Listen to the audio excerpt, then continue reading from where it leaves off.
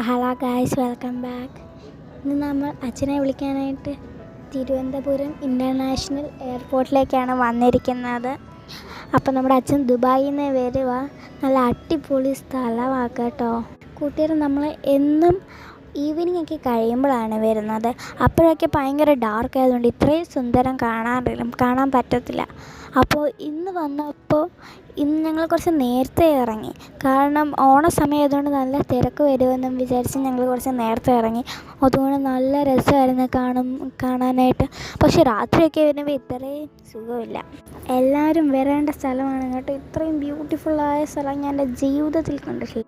ഞാനും എൻ്റെ അനിയനും ഇവിടുത്തെ സുന്ദരമായ സ്ഥലങ്ങളിലൂടെ ഓടി നടന്നു. നല്ല ട്രാഫിക്കായിരുന്നു. അച്ഛൻ വരുന്നത് 6 മണിക്കാണ് കേട്ടോ. ഇപ്പം 6 മണി ആവാറായി. പക്ഷേ എനിക്ക് തോന്നുന്നു ഈ ലഗേജും എയറോപ്ലെയിനും ഒക്കെ ഇറങ്ങുന്ന സമയത്ത് കുറച്ച് തിരക്കൊക്കെ ആയിരിക്കും. പിന്നെ കൈസ് നോക്കി എന്ത് രസമാണെന്ന് കണ്ടോ. ഗോഡ്സ് ഓൺ കൺട്രി എന്ന് എഴുതിയിരിക്കുന്നത്.